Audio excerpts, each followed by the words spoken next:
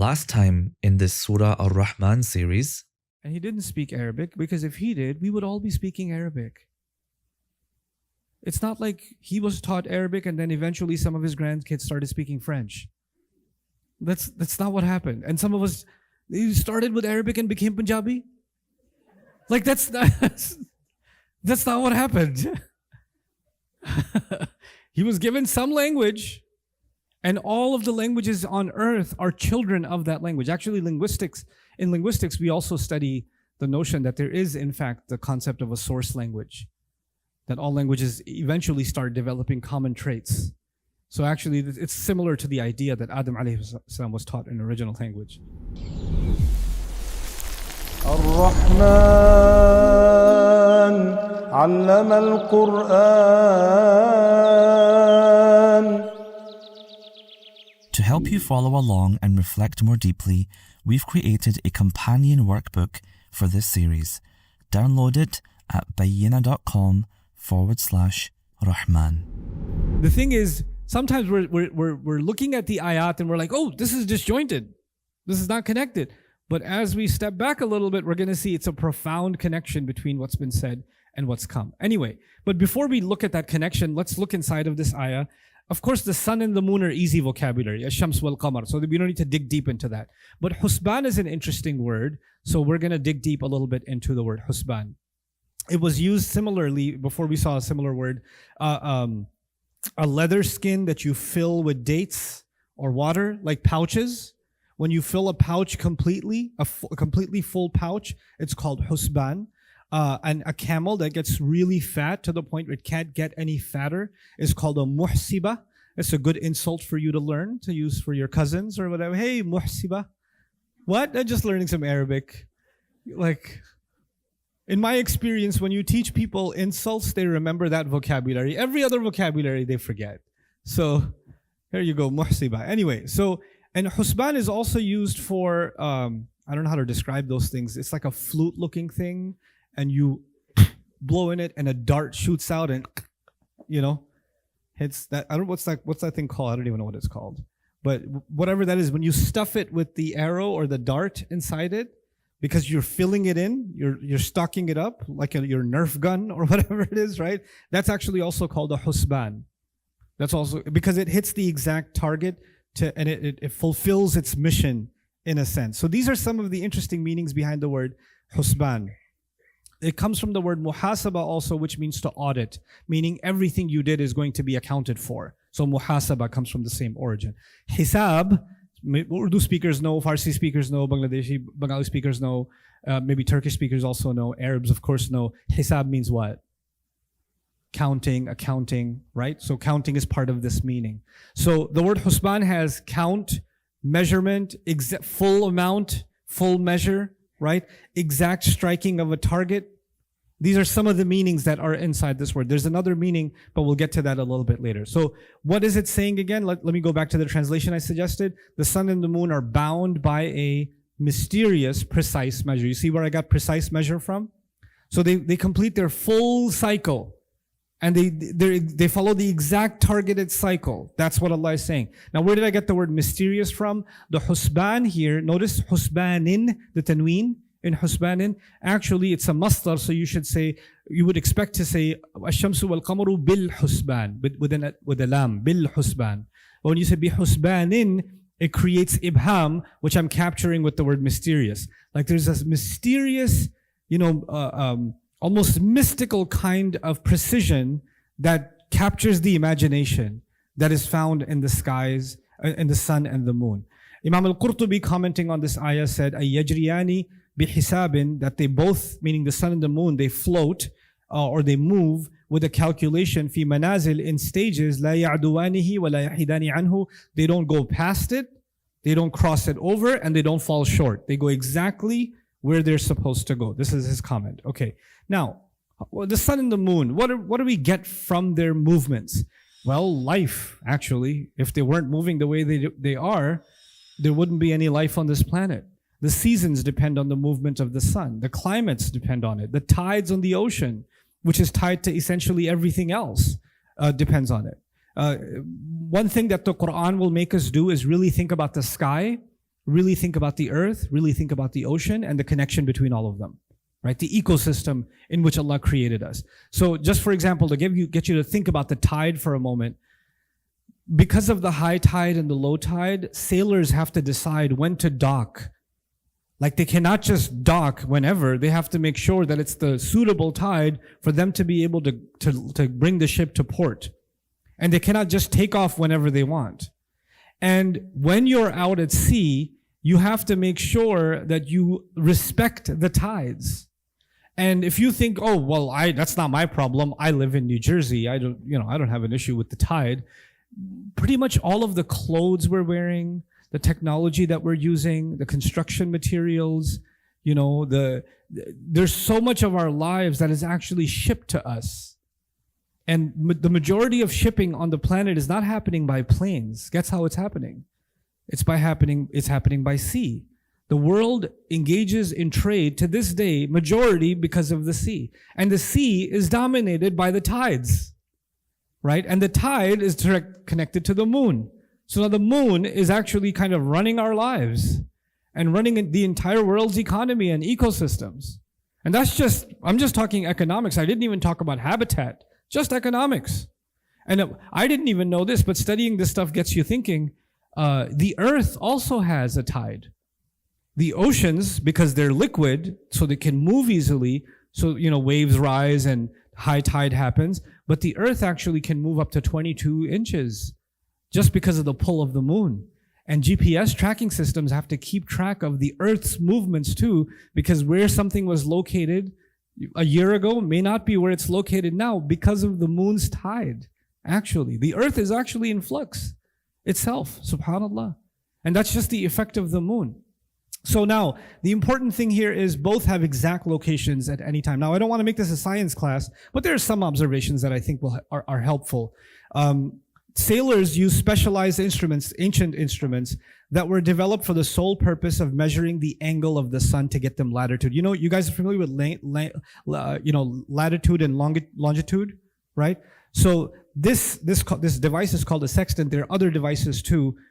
They could, if they're lost at sea, they can measure the angle of the sun and figure out what their latitude is. But latitude is not enough to pinpoint your GPS location. What else do you need? Longitude, the x-axis and the y-axis, right?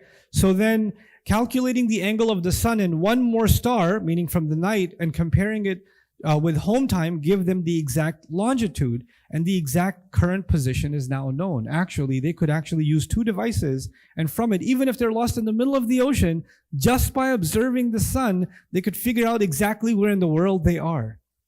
And it's an incredible thing. Like, this is ancient GPS, right? And this is just some things that human beings depended on just by looking at the sky. And what does that tell you? Human beings have relied on the sun, in this case, for guidance, isn't it? For guidance. And they can tell where they're going if they're lost. Now, the other thing about the sun is that the position of the sun at any time and over any location can be calculated. Now, actually, NASA has a database where you can search where the position of the sun was and was 500 years ago. Like, when we were studying Surah Al-Najm, actually Surah Al-Qamar, and Allah talks about the splitting of the moon. And we were interested, did something special happen with the moon around the time of the Prophet ﷺ, around the 5th year of the Hijrah? Can we find out? Is there a way to calculate what the moon was doing at that time? And NASA has this developed database, and some of our scholars have access to it. And they looked up and they found a profound lunar eclipse moment that happened around that time, right over Mecca, right above head. And you can actually search this stuff now. You can actually find it. So it's so precise that you can go back a millennium and a half and know exactly where the moon used to be at that night or in this year and at that moment. SubhanAllah. That's how exact it is. That's how exact the science is. So the sun position relative to the constellations, that's what gives us the solar calendar. By the way, you can tell exactly where the sun is going to be anywhere in the world at any time. Exactly where, pinpointed. And that's why you get your your salat apps giving you the salat times for the entire year. You're like, how did they figure that out? Did they just like kind of just make this is actually because of the sun and because of the calculated positions of the sun and how huge that is as part of our daily life, actually. And because the sun is so precise, that gave rise to the solar calendar. Because its motions and its respective location to the constellations gave rise to the solar calendar. And here's the thing with human beings. Human beings love what you can depend on, right? So if you could depend on the seas, then they started worshiping the sea. And you could depend on the stars for navigation. People started worshiping the stars. And you could depend on the sun. So what did they do? They started worshiping the sun. And then they could navigate by looking at the star constellations, and they developed the zodiac signs. And then you get yourself horoscopes, and they start believing in this nonsense. Hey, I'm a Scorpion. That means I just feel what other people are feeling. I'm really loyal. Really, the rest of us, what are we? You're loyal.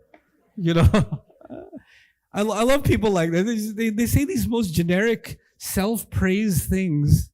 Like I'm a really empathetic person, and I can understand what people are feeling. I was like, if you did understand what people are feeling, you would understand how stupid I think you sound right now. But you don't.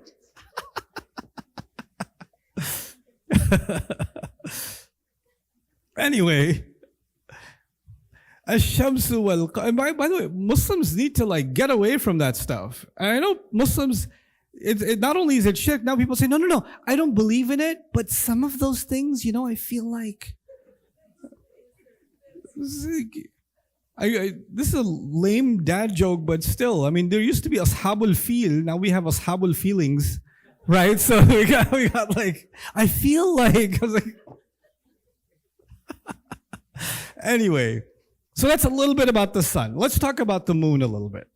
It also has a precise path, and its phases, not only is it in different places in the sky, and those of us who don't understand that, don't know it well, like you saw the moon, you're driving on the New Jersey Turnpike, right? Where you get robbed without realizing. So you're driving on the turnpike and you see the moon, through the trees. And then the next night you don't see it there. You're just, where'd it go? It's over there. What's it doing over there? What's it doing over here? It keeps moving. You're like, why is the moon in such a weird mood? Why is it all? Its position actually determines what month it is. Not just its phase, its position in the sky can tell you what month it is. So people who understand the position of the moon, they can just look at the moon and tell you, oh, it's Ramadan. Oh, it's Sha'ban. Oh, they can tell the exact lunar calendar. Now, this is a remarkable thing because that science, because Allah made our acts of worship tied to it, if somebody could pay attention to the moon, they could tell, oh, Ramadan is in a month. Hajj season. They could be anywhere in the world and they can tell. Just from looking at the moon, because of how precise they are. Now, just a little bit about tides, because the moon is tied to tides, pun intended. High tides and low tides come from the orbit of the moon. Sailors use them to go in and out of ports. Tides wash up nutrients and feed the ocean floor. This is remarkable.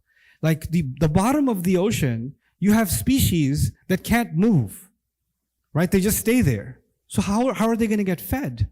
So Allah created this system of tides, and these tides, they wash up nutrients from the shallow parts, and they wash them into the deeper parts of the ocean, feeding the creatures that can't get up and get their rizq. And Allah brings the rizq to them. SubhanAllah. And then they remove pollutants from the ocean and from the land. They wash things away. And then, there's some animals, they can only breed near shallow water, but they can't long-term survive near shallow water. So what Allah does is, He allows in the low tide, they show up under shallow water, they breed, and when they're done breeding, the tide comes and pulls them into deep water where they can survive. And when the next season comes where they have to breed again, the next species, the next generation is brought, they can breed again, and they're pulled back into the deep ocean again. Like the entire system of life has been created by Allah subhanahu wa ta'ala just from the positions of the moon. Ash-Shamsu wal-Qamaru bi-husban. Now, I told you this concept of kamalul ittisal, right? How things are connected, perfectly connected. So what is that? What is the precise nature of the sun and the moon have to do with what Allah just told us in the first 4 ayat? That He taught the Quran, that He created the human being, that He taught him bayan. What does it have to do with that? Here's some observations. The Quran descending from the heavens is essential for us, just as the sun and the moon are. You think of the sun and the moon as necessary for our survival, and Allah is saying, by the way, before you think of them as necessary for your survival, as even more fundamental to your survival is what is also coming from the sky, which is what? The revelation of the Quran, right? Then the Quran came to the exact person at the exact time, in the exact place from the heavens, which is husban, precise measure. And just as the 2 most noticeable bodies in the heavens, meaning for us the sun and the moon, follow an exact path, location, and time. So it's actually just paying attention to the sky. You're like, Allah meant for this Quran, this final revelation, had to come in Arabia at that time to that person in that exact moment in history. So when people come along and say, how come? Like, Allah didn't send a prophet to like America.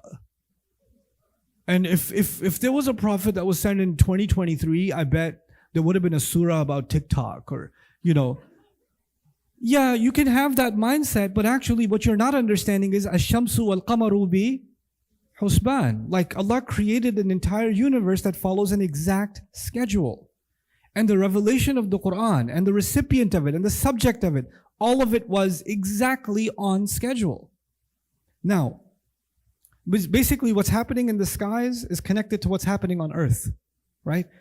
Another example of Kamalul Ittisal. The sun is the greatest. This is actually, let me just explain this to you in my own words instead of reading it. So, in the Quran, the Prophet ﷺ has been described as Siraj. One of the descriptions of the Prophet, وَدَاعِيًا إِلَى اللَّهِ بِإِذْنِهِ وَسِرَاجًا مُنِيرًا. Siraj is translated as a lamp. As a what? Lamp. What is the lamp in the sky for us? The sun is the lamp in the sky for us. That's what it is. That's why in Surah An-Naba, Allah calls it وَجَعَلْنَا سِرَاجًا وَهَاجًا. Sirajan wahaja is referring to the sun. Okay, so the Prophet is by analogy called a siraj, like the sun. Okay, now the Quran came to the Prophet ﷺ. So the Quran coming to the Prophet ﷺ is nur. And the siraj delivers nur, like the Prophet delivers the Quran. You see the connection? Right?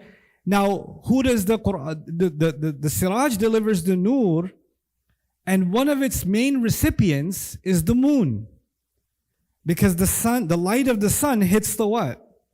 It hits the moon, and the moon goes through phases. But no matter if it's going through a full phase or the lightest phase, it's still getting hit with some light of the sun. The believers are kind of like the moon. We get hit, we are inspired by the light of the Quran that was delivered through the Prophet ﷺ, the Siraj, the Nur, and we're the Qamar. And believers, unlike the sun, the moon goes through phases, some strong and some weak, some high tide and some low tide, some full and some half. What happens to our iman and the reflection of light that we have in this life? Sometimes full and sometimes low, right? So but each of them is part of Allah's plan, right? Each of them is part of Allah's plan. And so there's actually a really beautiful analogy. I didn't come up with this. This is actually something alluded to in Surah Yasin. This imagery of connecting the sun and the moon to a prophet and his followers, right? And the relationship they have with each other is a really profound, subtle message inside of these ayat. Just as even the smallest change in the sun or the moon's position, what would happen if there was even 1 inch over here or over there? What would happen? Chaos. The life would stop. There would be absolute destruction. You know what? By that analogy, not one word from the Quran can move from its position. Not one ayah can move from its position. The one who made the precision of the sun and the moon gave us the precision of his own words. Gave us the precision of his own message. This is so important. It sounds cool, but it has implications. That means when people nowadays say, you know that ayah, I have a real problem with it. I don't understand it. I have an issue with this surah. I have an issue with this subject. How come the Quran says this? That's like saying, how come the sun is in this position? I would rather move over an inch for my convenience, regardless of whatever destruction it causes. You know why we get uncomfortable with the Quran? Because we don't understand it properly. And that's why we make comments like that about Allah's perfect speech. So He says, "La mubaddila li kalimatihi." There's no changing it's His words. By the way, if His words were to be moved, there would be absolute destruction, just like if the sun and the moon were moved from their position even a little bit. Now, we're moving on to, think of it like, you guys ever use the egg timer on? Anybody use the egg timer? No? Okay. You know the alarm clock? You wind it and then it finally rings, right? It's like the sun and the moon were put on a winding clock, and they had to hit they had to reach the full cycle, and the moment that cycle was reached, it was time for the Quran to come down. Like the sun and the moon have been going through their cycles, fulfilling the wind down, the countdown, until what could happen? The Quran could come down. And Allah is essentially almost saying in this ayah, one of the meanings of it is, the sun and the moon have now reached their full count, so the Quran can now be revealed. Subhanallah. So this is again the precise coming of the Quran. The sun and the moon are now on the verge of reaching their full count as the greatest sign of Judgment Day has come. Let me explain what this means. Now that the Quran has come, the alarm clock has been charged up again for the next major event. What's the only other major event left? Is Judgment Day. So now husban means now they're on the verge of reaching the second full count. Meaning human beings have been here for tens of thousands of years. But since the coming of the Prophet ﷺ, we have entered the last episode of the story of humanity. We're now in the last episode because the last Prophet has come, the last revelation has come. And now the sun and the moon are about to hit their final alarm. They're about to complete their entire cycle. The sun may be an allegorical reference to the coming of the Quran itself. Why? Because in other places in the Quran, for example, let me just put it in simple words to you. Think of it like a dark night, not Batman, but a dark evening. You have a dark night, and you can't see outside, you can't find your way, and then finally the morning comes and everything changes. You know, one of the problems I have with New Jersey is that it's so dark. Oh my God, it's dark here. In the daytime, it's so green and beautiful, and at night it's so horrific.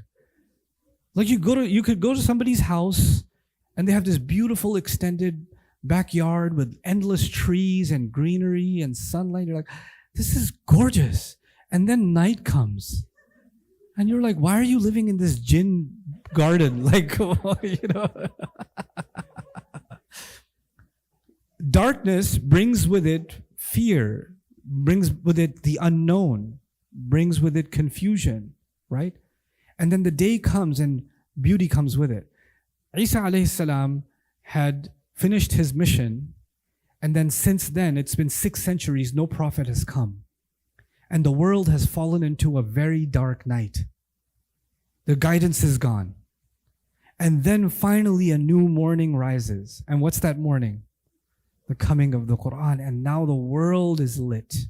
The world is illuminated. And this imagery has been used a number of times in the Quran. So it's used in Surah Al-Muddathir. كَلَّا وَالْقَمَرْ وَاللَّيْلِ إِذْ أَدْبَرْ وَالصُّبْحِ إِذَا أَسْفَرْ إِنَّهَا لَإِحْدَى الْكُبَرْ.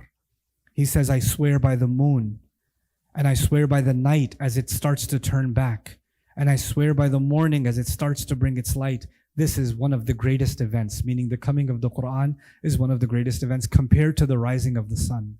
Similarly, in Surah Al-Takwir, I swear by Al-Khunnas al-Jawari al-Kunnas. What an analogy. I swear by the stars that keep disappearing. Stars that flicker in the sky and then you don't see them anymore. Like remnants of previous scripture, you could see some truth in them and then they just disappear. The true followers of Jesus disappeared. right? The ones who did not believe that he was the Son of God, they were wiped out. They disappeared. So flickers of stars in the sky that disappear. وَاللَّيْلِ إِذَا عَسْعَسْ. And when the night, as it gets darker and darker and has a tighter chokehold. وَالصُّبْحِ إِذَا تَنَفَّسْ. And I swear by the morning, as it finally takes a breath. Like the night was a chokehold and the morning was humanity could breathe again. And he says, إِنَّهُ لَقَوْلُ رَسُولٍ كَرِيمٍ. This, no doubt, it is the word of a noble messenger. Meaning Jibreel has delivered the Quran now. Is this analogy of the morning or the sunrise being associated with the coming of the Quran is also kind of an undertone inside of these ayat. Through the Quran, Allah taught us the prayers, fasting, and Hajj. Like the three main rituals in our religion, right? Are salawat, Saum, and Hajj, right? Now, because zakat is about people, so that's not a ritual, that's charity, right? These three, interestingly, you cannot do them without the sun and the moon. You can't pray without observing what? The sun. You don't know what Fajr is, or Dhuhr, or Asr, or Maghrib, or Isha. Actually, we look at our Adhan app, or our Salah app, but the Salah app is looking at what? The sun. The sun is actually our spiritual clock. You guys put a clock on the wall? Allah put a clock on that ceiling. That's the sun. But when do you know to do Hajj, or when do you know when to fast? What do you depend on?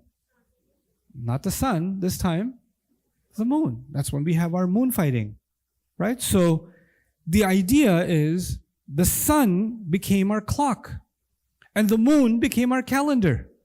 And those are the two things, even on your phone now. What do you have? A clock and a calendar. And our spiritual clock is the sun and our spiritual calendar is the moon. Allah made the believer, the Muslim, anywhere in the world, in any century, the Muslim has to pay attention to the sky. To have a spiritual connection with Allah, they have to pay attention. They have to look at the sky all day. Oh, it's Asr time. Oh, Maghrib's coming. It's getting darker. It's Maghrib's coming. Oh my God, Fajr, I'm about to miss Fajr. It's getting lighter. You're always thinking about the sky, aren't you? Subhanallah. And that's so important because the Quran came from where? It came from the sky. Every time we're looking at the sky, we're reminded of the connection we have to the sky. Subhanallah. This also teaches us something about the precise time and location of the revelation of each ayah. You know how I told you the sun is the exact location of it is known at any moment, anywhere in the world?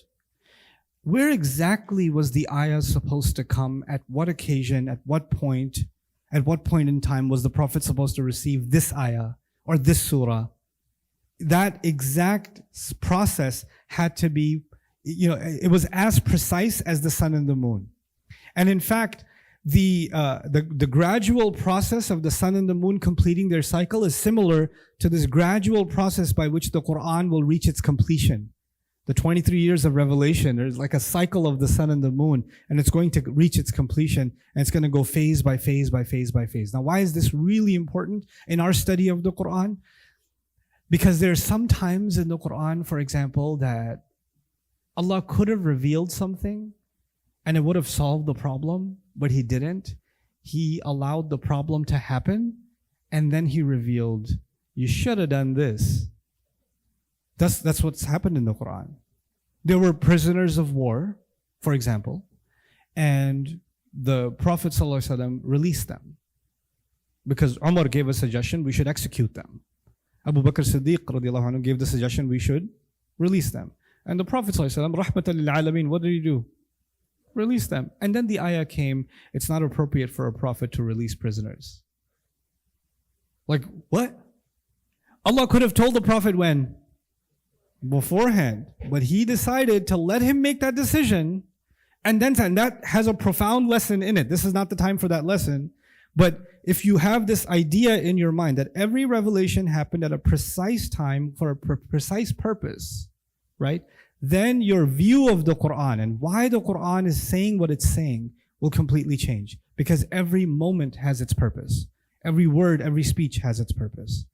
Then this is where the real scary stuff begins. There's another meaning of the word husban that I didn't share yet. This comes from an ayah from Surah Al-Kahf, the only other place in the Quran where the word husban is used.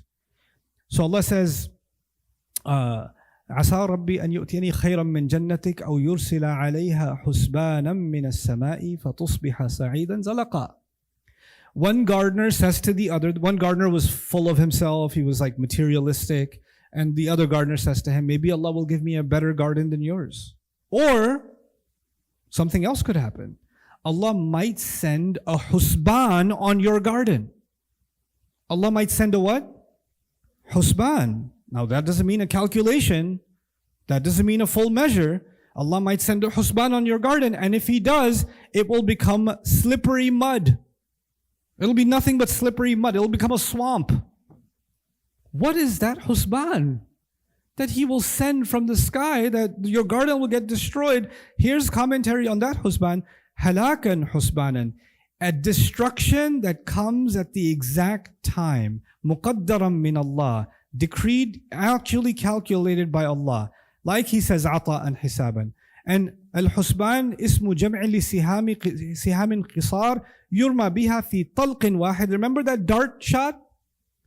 Allah might send a precisely targeted destruction that will destroy your garden. And it was meant to strike that garden. If you take that meaning of husban in this ayah, it could also mean the sun and the moon are on the verge of completely being destroyed. On a precisely calculated time of destruction. Like a ticking time bomb. They're heading towards destruction. They're reaching their end. Remember that, actually related to your question, getting closer to Judgment Day. And that meaning is captured within. And by the way, husbana with the singular, with the ta marbuta, actually means explosion. So an under meaning, the main meaning of the ayah still is the sun and the moon follow a very precise measure. But a secondary meaning inside the ayah is the sun and the moon are on the verge of destruction. They're on the verge of destruction. This will impact, this by the way, Tibi's notes on it, on the same, أي شيئا مما يعد أي يدخل في الحساب ويعتد به من أنواع العذاب المرتبة على الأمر المتوقع أن يقع بسبب الكفر. Like this is an expected punishment that comes at an exact time. Imam Raghib said, Husbanan can mean nar and adhab, fire and punishment. ما يحاسب عليه, what's going to be a payback. So the sun and the moon are about to exact payback. Now, what in the world does that mean? The sun and the moon are about to exact payback. Here's what I want you to know. Allah says when some people say Jesus is the Son of God, you know there's a reaction in the skies. تَكَادُ السَّمَاوَاتِ يَتَفَطَّرْنَ. The skies are on the verge of tearing open every time somebody says, Ar-Rahman took a son. Every time they say that. Like, the sky, the universe can't take it. They can't take that something like that is being said about who? Allah. And Allah tells them not to react. Like He's holding them back from reacting. But then a day will come where He will let them exact their reaction. They can pay back for all the tolerance. The sun was beaming light on the kafir. And it couldn't tolerate that it's actually not scorching the kafir, it's just beaming sunny day on the kafir. Right? And one day Allah will give that sun the license to react to what it's been tolerating. Because the rest of the creation of Allah does not tolerate disobedience. They only tolerate it because Allah is forcing them to tolerate it for our sake.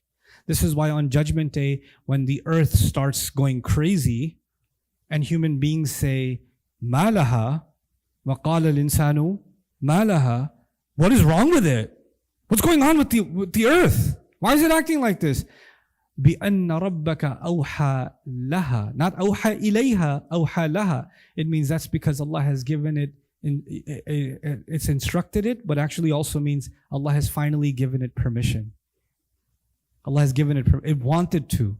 It couldn't stand the rebel against Allah walking on it. It couldn't stand it. And is finally going to take revenge on Judgment Day. Allah will allow it to do what it wants. You know, the oceans will respond. So the cataclysms on Judgment Day are actually the rest of the universe responding to human disobedience. That's actually what's happening. Subhanallah. Okay, now, perhaps a secondary meaning here is that the sun and the moon are nearly done, filled, time up, reached full count, on the verge of destruction. Like he says, فَإِذَا بَرِقَ الْبَصَرُ وَخَسَفَ الْقَمَرُ. The moon will become, dwindled. وَجُمِعَ الشَّمْسُ وَالْقَمَرُ. And the sun and the moon are going to collide into each other, because the event that marks their last cycle is the coming of the final revelation. Human beings, by the time the Quran came, have reached the height of bayan. That's another point. We've reached the height of our ability to seek truth and to get clarity, which is evidence since the coming of the Quran, the kind of development human beings have made. They've never made in the entire history of human existence. And in the last 1400 years, the kind of developments we've made have never happened before. So we reached an ability in bayan that's never been reached before. And so Allah gave us the ultimate bayan to guide us, and that's the Quran itself. سَنُرِيهِمْ آيَاتِنَا فِي الْآفَاقِ وَفِي أَنفُسِهِمْ حَتَّى يَتَبَيَّنَ لَهُمْ أَنَّهُ الْحَقُّ. So we will show them our signs in the skies, in the horizons, and even inside of themselves, until it becomes abundantly clear to them that in fact it is the truth. I was going to do the 5th and the 6th ayah in this lecture. I don't think we're going to get to. So I'm going to give you guys your first 10-minute break. Barakallahu li wa lakum. Assalamu alaikum wa rahmatullahi ta'ala wa barakatuh. Coming up next time in this Surah Ar-Rahman series. Before we get inside of the ayah is, in the previous ayah we saw the stars and the tree, right? And the tree gives what to the Arab? Well, other than beauty, what does the tree give the Arab? Fruit, shade, material, construction material. Most importantly, fruit. Food. It's a food source, right? So there's an association between the sky and the rizq. The sky and rizq. And now there's going to be a different association, the sky and justice. So there's sky and rizq, and now there's sky and justice. We're going to have to keep these connections in mind as we move forward in the surah.